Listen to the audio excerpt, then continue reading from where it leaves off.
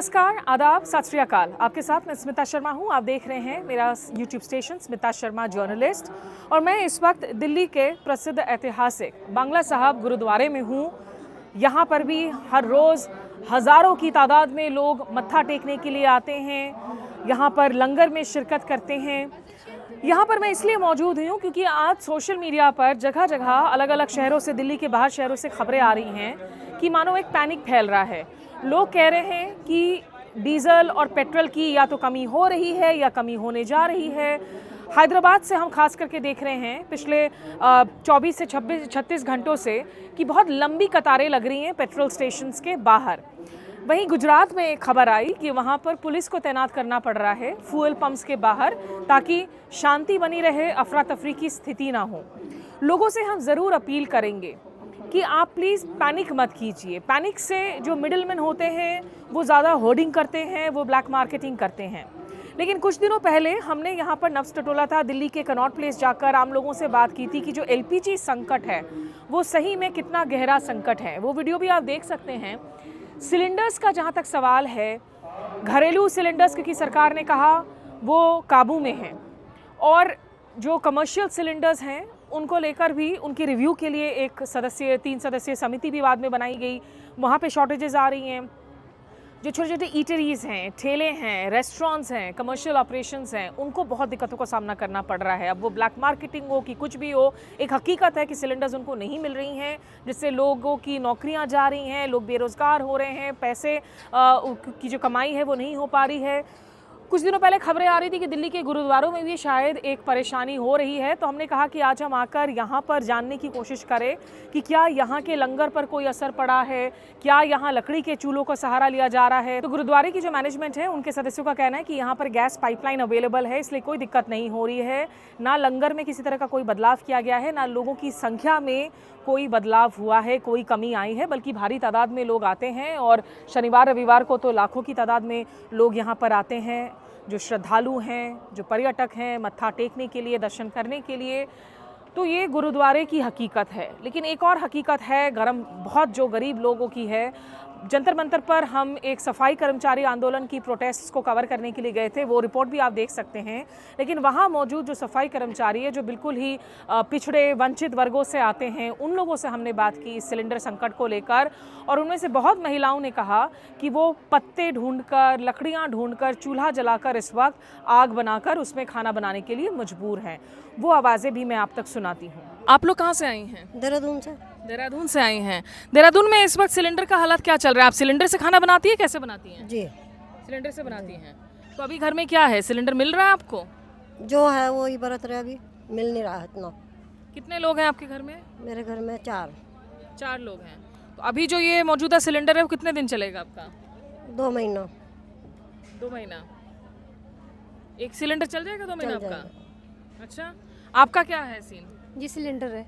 Cylinder है? हाँ जी। और वहाँ जो सिलेंडर बुकिंग वगैरह करने की कोशिश कर रहे हैं तो मिल रहा है? नहीं नहीं, बुक भी नहीं हो रहा और सिलेंडर भी नहीं मिल रहा। 45 दिन बाद बुकिंग है और तभी सिलेंडर मिल रहा। 45 दिन के बाद की बुकिंग 45 है? दिन, जी जी। तो अभी आपके सिलेंडर का कॉस्ट कितना दे रही थी आप अभी इस संकट के पहले? 872। और अब उसी का कीमत में मिल रहा है या उससे ज्यादा? अब 900 बढ़ गया, 60 रुपये बढ़ गया। 60-65 रुपए तो सरकार ने बढ़ाया है, लेकिन उस रेट में मिल रहा है या उससे भी ज्यादा देना नहीं, पड़ उससे रहा है? भी ज़्यादा देना पड़ेगा। अब सुनने में तो यही आ रहा है, सुनने में ये आ रहा है कि 10 किलो गैस मिलेगी अब, पर उसी रेट में मिलेगी। अब 14 किलो के सिलेंडर में जो है 10 किलो की गैस देंगे, पुराने रेट पे देंगे। हाँ जी, पुराने रेट पे। आपके घर में कितने लोग हैं? हमारे मैडम 8 है। 8 हैं। और आप क्या काम करते हैं? मेरा मैडम कारपेंटर का काम है। कारपेंटर का काम है। तो आपके घर में अभी सिलेंडर की क्या स्थिति है? वहाँ एजेंसी क्या बता रहे हैं? मैडम एजेंसी तो है, वो यूँ कह रहे हैं 45 दिन के बाद बुक करिए और उसके भी 3 दिन बाद मिलेगा। अभी आपने एक बुकिंग की हुई है? नहीं मैडम, वो कह रहे हो जब ही आना बुक करने, अच्छा। कि मतलब 45 दिन बाद ही आना। और 14 तारीख की मेरी बुकिंग है, अप्रैल में। वहाँ जो आसपास के लोग हैं, आपको लग रहा है कि वो कतार उतार में लग रहे हैं, क्या घबरा कर लग रही हैं, एक्चुअली में संकट है? एक्चुअली संकट ही है मैडम, वो लाइन सुबह से लग रही है वहाँ। मतलब गैस की बहुत मारामारी चल रही है, मतलब मिल ही नहीं रहा है गैस। और जिसका 45 दिन की बुकिंग है उसको ही मिल रहा है। उससे पर उसको पक्का मिल रहा है या उसका भी नहीं आ एक रहा दो है? को तो मिला है पक्का। एक दो को मिला हाँ जी, हमारे आसपास के ना पड़ोसी। अब आगे का हम कह नहीं सकते कि देंगे या नहीं देंगे। आपके आसपास क्या लोग अभी चूल्हा का इस्तेमाल कर रहे हैं, लकड़ी के चूल्हे का? कोई कोई कर रहा, कोई कोई नहीं कर रहा, चल रहा गैस में। तो ये आपको लगता है कि ये संकट सरकार कह रही है, संकट है ही नहीं, वो गलत कह रही है सरकार? तो सरकार तो सारी ही गलत कर रही है। रोज रोटी उन्होंने बंद कर दी। गरीबों की जिन पे पढ़ना लिखना नहीं आता वो क्या करेगा बताओ। जो बाहर के आए हुए जैसे बोलते हैं बिहारी लोग, वो ज़्यादा मतलब कामों को कर रहे हैं। हम जैसे तो घर बैठ जाएंगे। जो पढ़े लिखे नहीं है इंसान क्या करेगा, मजदूरी कहाँ से मिलेगी हमारी उम्र को देख के। आपके आसपास के लोग लकड़ी का चूल्हा कर रहे हैं अभी? जी जी, लकड़ी का चूल्हा जला रहे हैं, इंडक्शन चूल्हा जला रहे हैं। तो मैडम मिला ही नहीं है अभी। वो चूल्हा जला रहे हैं और उसके ना बराबर वाले, वो कह रहे 45 दिन के बाद दिया जाएगा, उसमें भी 1-2 दिन ऊपर होएगा। नहीं मिला तो चूल्हा कर। हाँ, अभी चूल्हा जला रहे हैं। मोदी ने चारों तरफ ही मुसीबत कर दी। हाय हाय हाय हाय हाय चारों तरफ। गरीब इंसान कहाँ जाएगा। किसने कर दी मुसीबत? ये तो मोदी कर रहे हैं और क्या कर रहे हैं। क्या मतलब क्या करा गरीब के लिए बताओ। जो लिखा पढ़ा नहीं वो तो सहन करके अपना पैसा भी ले लेगा, अपना रोजी रोटी भी खोल लेगा कहीं भी। तो हम जैसा कहाँ कर लेगा बिन लिखा पढ़ा इंसान। पहले लोग शुक्रिया। कौन पढ़ाता था लड़कियों को। कुछ और आवाज़ें सिलेंडर वाले संकट पर, आइए सुनाते हैं। तो यहाँ जब हम यहाँ सफाई कर्मचारियों से बात कर रहे हैं, एक और जो एस्पेक्ट उभर कर आ रहा है, सिलेंडर क्राइसिस को लेकर सरकार बार बार कह रही है कि कोई संकट नहीं है, कोई क्राइसिस नहीं है, सब कुछ जो है अवेलेबल है। इन औरतों की ये हकीकत अलग है, ये सबसे गरीब तबके से आती हैं। आपके घर में सिलेंडर था कभी भी? नहीं, सरकार ने कहा था एक सिलेंडर हमने सबको दिया, एक दिया। उसके बाद इतना महंगे भरवा खासा भरवाए, कुछ नहीं भरवाता है। कभी भरवाए कभी नहीं भरवाए। कितना लग जाता है आप सिलेंडर भरवाने जाएं तो? हमारा भरवाए कभी 1100 कभी 1200 तो लगा ही है। 1200 लग जाते हैं। अभी इस वक्त क्या हाल चल रहा है? अभी आपके घर में सिलेंडर है, आप कैसे खाना बनाती हैं? ये चूल्हे पे ये पत्ते वत्ते ने कागज पत्तर अन्य जला जला के बीड़ बीड़ के नहीं ये जलाते, मिलती नहीं है लड़के लकड़ी। और सिलेंडर सिलेंडर भी नहीं दे रहे क्योंकि इतना महंगा हो गया सिलेंडर। अभी कितने में मिल रहा है आपको सिलेंडर? 1000-1200 रुपए में भरते हैं। 1200 में। आप कैसे खाना बनाती हैं? हम तो कागज पत्तर ले आते हैं, ऐसे यहाँ ये पुराना गिलास इसको कट्टे में डाल लेते हैं, इसको बेच देते हैं और लकड़ी मंगा लेते हैं। 10 रुपए किलो लकड़ी है रही है तो 10 रुपए होता है तो कर लेते नहीं। 15 रुपए से लाते हैं गुरुद्वारे में से, हनुमान बाबा पे से। ऐसे लाइन में लगना पड़ता है जो 4-4 रोटी के हिसाब से मिलता है। पूरे आदमी में नहीं है, आदमी 4। तो आप जो है मतलब ये चूल्हे पर ही आप बना रही हैं लगातार खाना? अगर लकड़ी मिले तो वो भी 10 रुपए पर किलो के हिसाब से? बाजी टाइम आटा होता तो कर लेते हैं, इसमें सेकी मारवे का बढ़ाई मारवे कोई मतलब नहीं है, है ना। और पूरी रोटी आ जाती है, 2-2 3-3 रोटी उठा के धर देते हैं, उनसे शाम को गुजारा कर लेते हैं। तो ना तो मुट्ठी बंद होती है पैसे से, ना खाना बनता है। देखिए, सरकार का कहना है कि इस वक्त कोई क्राइसिस नहीं है। जहां तक हॉर्मुज स्ट्रेट में ईरान के नाकेबंदी का सवाल है, इस युद्ध की वजह से आपको पता है कि जब प्रधानमंत्री मोदी ने ईरान के राष्ट्रपति पेजेश्कियां से बात की, 2 दफ़ा बात की है और हर बारी बात होने के बाद में 2 हमारे टैंकर्स, पहले नंदा देवी, शिवालिकाएं, एक में LPG, एक में कच्चे तेल की सप्लाई थे और उसके बाद कल जो है खबरें आई कि 2 और टैंकर्स ने हॉर्मुज स्ट्रेट को क्लियर किया है, जिनमें पाइन गैस भी शामिल हैं। वो 27 मार्च तक जो है अपने डेस्टिनेशन तक पहुँचेंगी। तो सरकार लोगों से कह रही है आप पैनिक मत कीजिए, लेकिन जो लोग एक्चुअली में लाइन में लग रहे हैं, खड़े हो रहे हैं घंटों तक, बहुत सारे ऑटो वाले हमें मिल रहे हैं, वो कह रहे हैं कि बहुत टाइम लग रहा है। CNG की भी कीमतें सरकार ने बढ़ाई नहीं है, लेकिन वो लोग कह रहे हैं कि गैस वैस की जो कीमतें हैं, छोटे गैस की कीमतें, वो बहुत ज़्यादा बढ़ गई हैं। जो ब्लैक मार्केटिंग हो रही है, कहीं 900 साढ़े 900 का सिलेंडर आज 2000, 2500, 3000 रुपये में मिल रहा है। छोटे छोटे कुछ ढाबे हैं जो कहीं अंगीठी जला रहे हैं, कोयले की आग जला रहे हैं, मजबूर हो रहे हैं सिलेंडर हटाकर, लेकिन वो कैमरे के सामने बोलना नहीं चाह रहे हैं कि नहीं तो फिर जो है उनकी मुसीबतें ना बढ़ जाएं। और बहुत सारे ऐसी इटरीज हैं जो बंद होने को मजबूर हो रही हैं। संकट बना हुआ है, संकट को लेकर आप ज़रूर कह सकते हैं कि पैनिक मत कीजिए, लेकिन ये कह देना कि संकट है ही नहीं, वो भी एक बहुत एक्सट्रीम एंड है। आज सरकार ने क्या ताज़ा अपडेट्स दिए हैं फ्यूल क्राइसिस को लेकर, आइए आपको वो भी सुना देते हैं। As you are aware, our conversations with global leaders and countries have continued. Yesterday, our Prime Minister received a telephone call from the President of the United States, His Excellency Donald J. Trump. The two leaders had useful exchange of views on the ongoing evolving situation in West Asia. Prime Minister reiterated and put forth India's point of view, calling for de-escalation and restoration of peace at the earliest. He also underlined the importance of ensuring that the Strait of Hormuz remain open, secure, and accessible, and also conveyed that it is vital for global peace, stability, and economic well-being. Both leaders agreed to remain in touch regarding the ongoing efforts aimed at promoting peace and stability in the region. Prime Minister also yesterday received a call from the President of Sri Lanka, His Excellency Mr. Anura Kumara Dissanayake. The two leaders obviously discussed the situation in West Asia.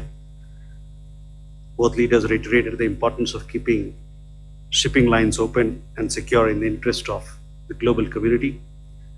The two leaders discussed progress on various initiatives that are aimed at strengthening India-Sri Lanka energy cooperation and enhancing regional security. कल शाम माननीय विदेश मंत्री की जो Iran के यहाँ उनके राजदूत है उनसे मुलाकात हुई। दोनों के बीच में पश्चिम एशिया में चल रहे संघर्ष के बारे में बात हुई। जैसा कि आप लोग जानते हैं कि ईरान में हमारे बहुत सारे भारतीय नागरिक हैं और उनमें से कई भारतीय नागरिक अब अजरबैजान और आर्मीनिया के रास्ते ईरान छोड़कर देश लौटे हैं और लौट रहे हैं। इनके बारे में माननीय विदेश मंत्री ने जो ईरान के सरकार की तरफ से हम लोगों को मदद मिली उसके लिए धन्यवाद दिया। जैसा कि मैंने पहले बताया कि 21 तारीख को भारत सरकार ने कमर्शियल एलपीजी का क्वांटिटी 20% से बढ़ाकर 50% किया और उसमें भारत सरकार ने सभी स्टेट गवर्नमेंट से रिक्वेस्ट किया कि dhaba, hotel, industrial canteen, community kitchens या कैंटीन्स, सब्सिडाइज कैंटीन्स जो राज्य सरकार या लोकल बॉडीज़ चलाती हैं उन सभी को प्रायोरिटी दी जाए। इसके अलावा जो माइग्रेंट लेबर हैं उनको भी 5 किलो का सिलेंडर देने में प्रायोरिटी की जाए। इन सब के फलस्वरूप लगभग अभी तक 26 स्टेट्स ने 22,000 टन कमर्शियल एलपीजी एलोकेट की है और allocation is all over the country.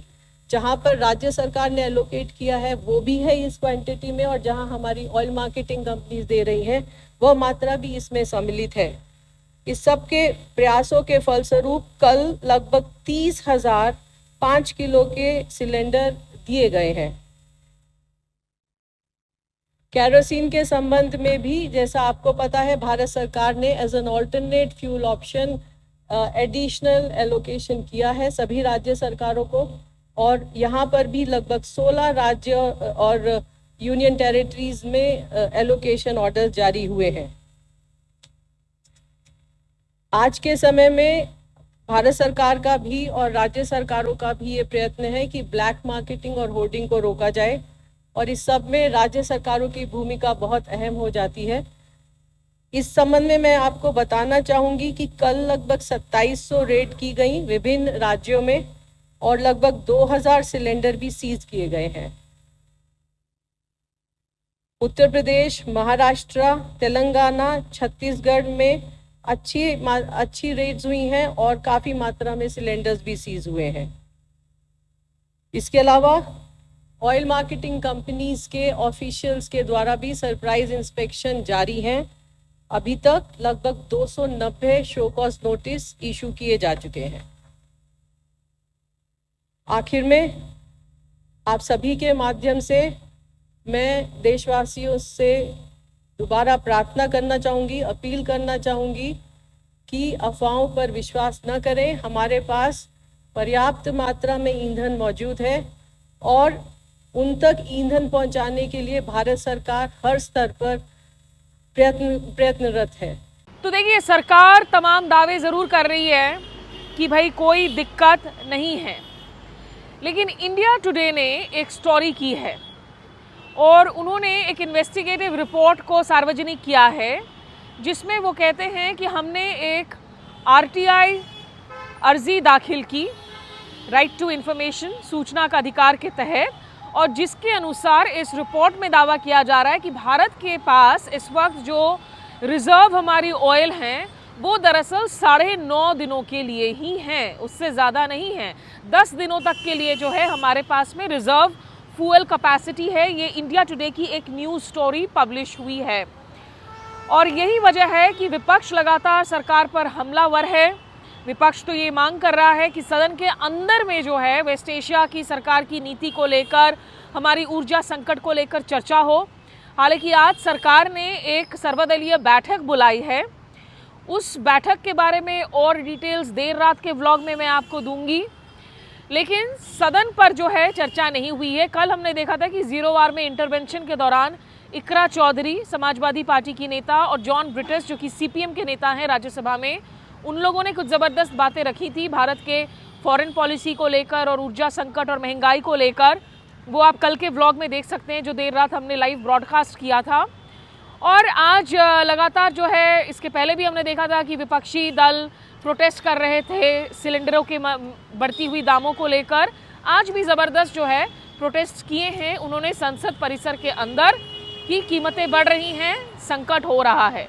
तो देखिए ज़रा इन तस्वीरों को जो हैदराबाद से हम आपको दिखा रहे हैं, जहाँ इतनी भारी तादाद में आपको गाड़ियाँ नज़र आएंगी, 2 व्हीलर्स 4 व्हीलर्स जो पेट्रोल पंप्स में खड़े हैं, देर रात तक खड़े हैं, सुबह से खड़े हैं और काफ़ी डिस्टर्बिंग तस्वीरें आ रही हैं, चिंताजनक तस्वीरें आ रही हैं।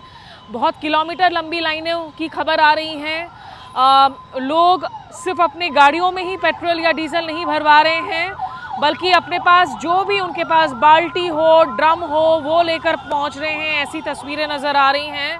हालांकि हैदराबाद पुलिस की तरफ से ये बयान दिया जा रहा है कि ये सोशल मीडिया पर जो तस्वीरें हो रही हैं उससे पैनिक हो रहा है और जो ब्लैक मार्केटिंग करने वाले लोग हैं उन लोगों पर एक्शन लिया जा रहा है।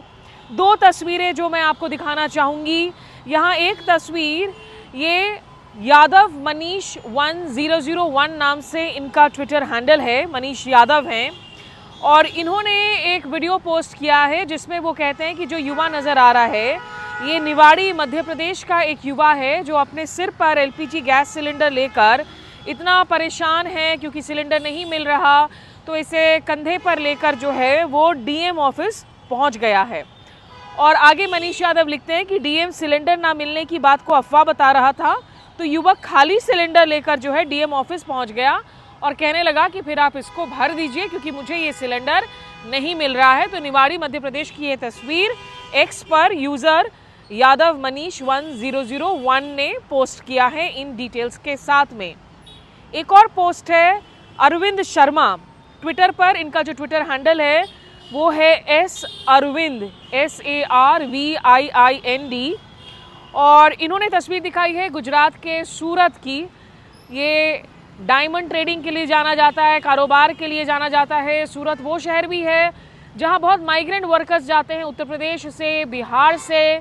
अगर आप सूरत, नवसारी, इन तमाम इलाकों को देखें तो यहाँ पर बहुत सारे डेली मजदूर भी पहुँचते हैं और काफ़ी सारे टीवी चैनल्स रिपोर्ट कर रहे थे कि सूरत से मजदूर सिलेंडर नहीं मिलने की वजह से मजबूर हो रहे हैं पलायन करने के लिए, वापस गांव जाने के लिए। तो एस अरविंद ने अपने इस ट्वीट में दिखाया है कि सूरत शहर का पेट्रोल पंप है जहां एक ज़बरदस्त लाइन लगी हुई है। सरकार के दावे और ज़मीनी हकीकत में निश्चित रूप से फासला नज़र आ रहा है, और अगर लोग पैनिक कर रहे हैं तो ये कहीं ना कहीं जताता है कि भरोसा नहीं रह गया है लोगों को सरकार पर, क्योंकि उन्होंने डीमोनेटाइजेशन का दौर देखा, नोटबंदी का, उन्होंने पैंडेमिक का दौर देखा और अब ये दौर देख रहे हैं। तो एक के बाद एक ये जो इंसिडेंट्स हुए हैं जिसकी वजह से लोगों को कभी एटीएम में लाइनों में लगना पड़ा, कभी पलायन हुआ मजदूरों का, और अब पेट्रोल डीजल के लिए लोग पैनिक कर रहे हैं। सिलेंडरों की कीमत निश्चित रूप से बढ़ रही है, जिस भी वजह से बढ़ रही हो। सरकार अगर ज़मीन पर मौजूद नहीं है, नेता अगर ज़मीन पर मौजूद नहीं हैं और लोगों को आश्वस्त नहीं कर पा रहे हैं, तो ये दिखाता है कि एक ब्रेकडाउन ऑफ ट्रस्ट हुआ है समाज और सरकार के बीच में। सहयोगी सार्थक टंडन के साथ मेरे साथ अभी बस इतना ही। हमारे साथ जुड़ने के लिए शुक्रिया। नमस्कार, आदाब।